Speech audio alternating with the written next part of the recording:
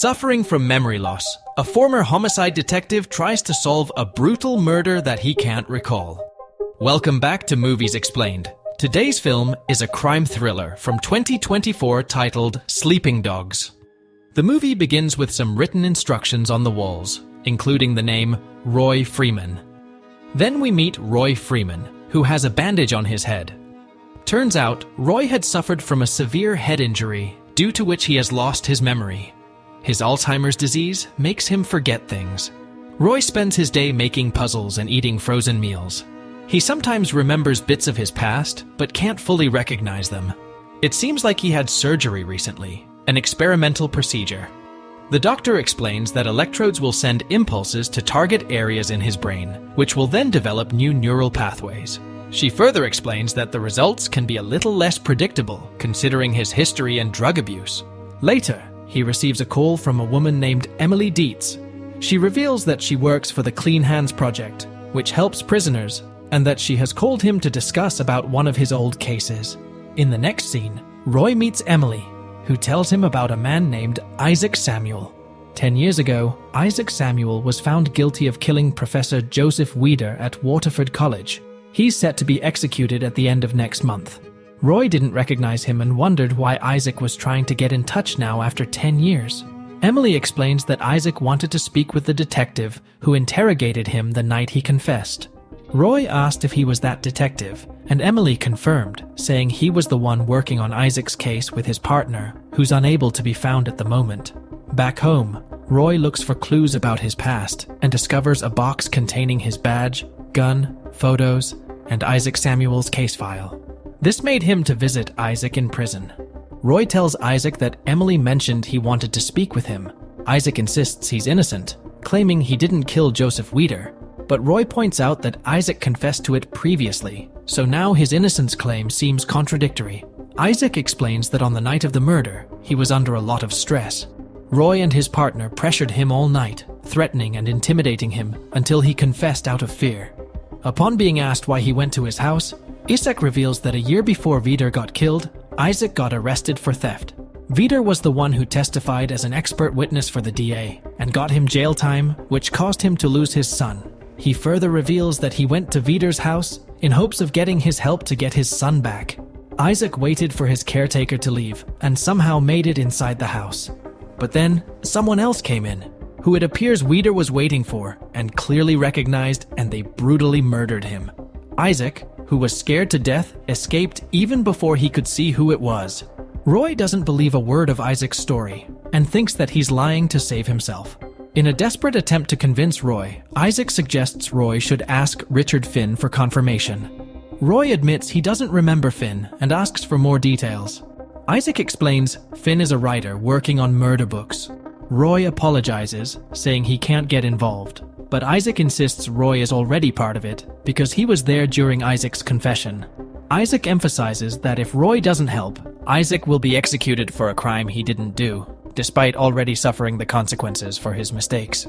In the next scene, Roy follows the doctor's advice to keep his mind busy and try to remember things. He notices the name Richard Finn written in his notebook. Roy then checks Isaac's case file and finds Richard Finn mentioned, with Jimmy Remus as the signing officer. In the next scene, Roy meets Jimmy, who is delighted to see him, but feels sad when Roy explains about his Alzheimer's and memory loss. Roy shares that everything feels new to him due to his memory loss. Jimmy empathizes with Roy, reminiscing about their past good times together that Roy can't recall. Jimmy then asks Roy why he's come to see him. Roy reveals that he's here to discuss the old case involving Joseph Weider and Isaac Samuel, while unfolding their conversation with Isaac in prison. Jimmy claims that many criminals deny their crimes near their death, but Roy insists Isaac seemed sincere. Roy mentions finding Richard Finn's name in the file and suggests they talk to him, and Jimmy agrees. The next day, while Roy examines photos, Jimmy calls with news that he's located Richard Finn. In the next scene, they discover Richard dead from a drug overdose in the morgue. Roy recalls being present during their investigation. Jimmy points out they can't interrogate a dead person, but Roy believes there are still a few clues left back. At Richard's funeral, Roy asks his brother about Richard's behavior and finds out that he was writing a book. The brother gives him Richard's notes, mentioning Richard's agitation and paranoia. Back home, Roy studies the notes for Richard's book, The Book of Richard Mirrors.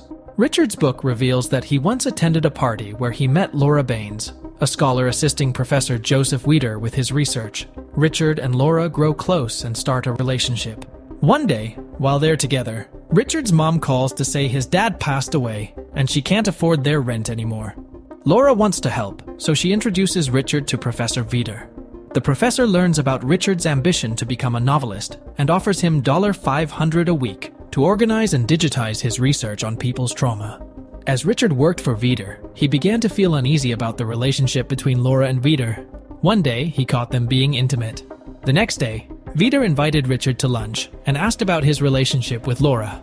Richard insisted they were just friends, but Weider suggested they could be more and reminded Richard that he hired him to help, not complicate things, so he should stop seeing Laura.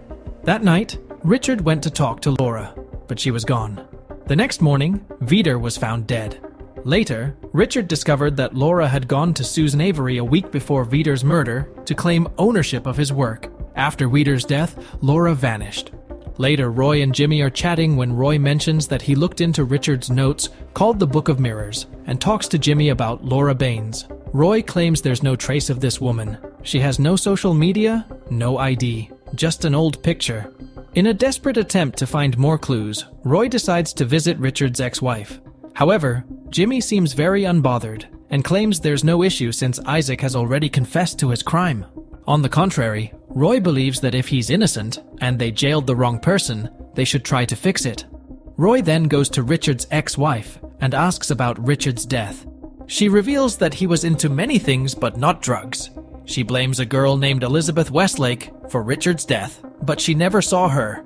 Roy returns and searches for Elizabeth online. A picture pops up showing Laura Baines. Turns out she had changed her name. Roy has finally found Elizabeth. Upon meeting, she recognizes Roy and asks about his accident. Roy wonders if they have met before. Elizabeth, also known as Laura, said they have, but it was a while back. Roy apologizes for not remembering and asks about Richard Finn. However, Laura is not interested in talking about him because he has been bothering her. She mentioned that she had an important meeting and had to leave. Roy informs her about Richard's death and gives her his notes to look over, suggesting they should talk after her meeting. In the next scene, Roy goes over to meet Wayne Dio, Weider's caretaker. Wayne lived outside town and had once greeted Roy, but Roy didn't remember meeting him. Upon meeting, Roy asks him about Weider. Wayne explains that he was homeless and struggling with trauma when Weider offered him a job, helping him overcome his troubles. Weider was researching trauma and testing a new medication. Wayne mentioned that he was a good fit for testing. As Wayne was heading to the city, Roy asked for a ride home. During the ride, Roy inquires about Richard, Laura, and their connection to Weider.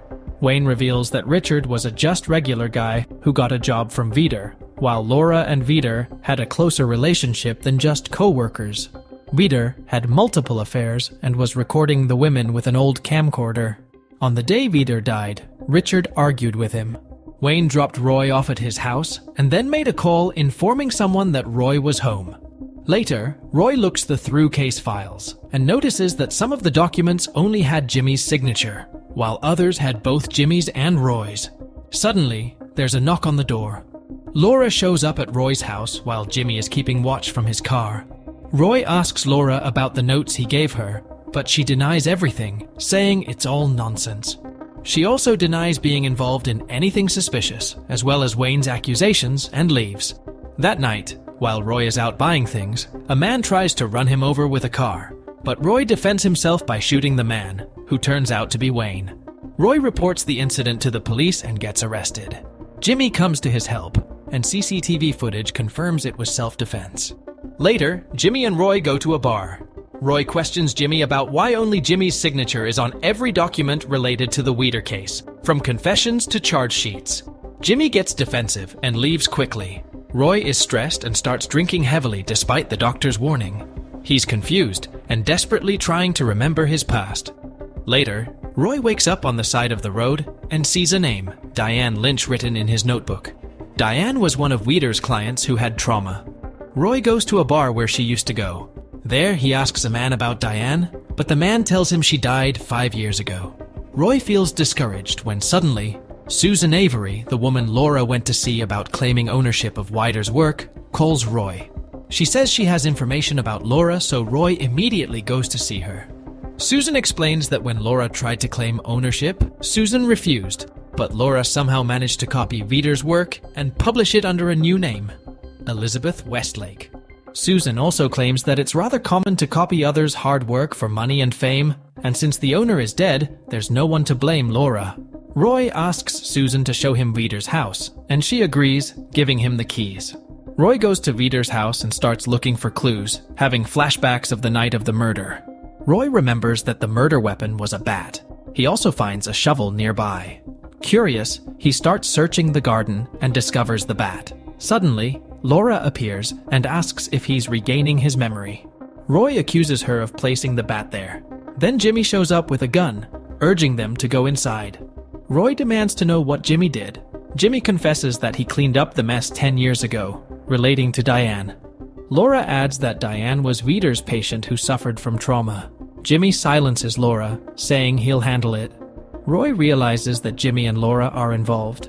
He then accuses Jimmy of being paid by his sick wife to kill Wider for her book, implicating him in Richard and Wayne's deaths, and framing Isaac Samuel. Laura claims she wasn't involved and was focused on her clinical research, having met Wider after Roy's accident.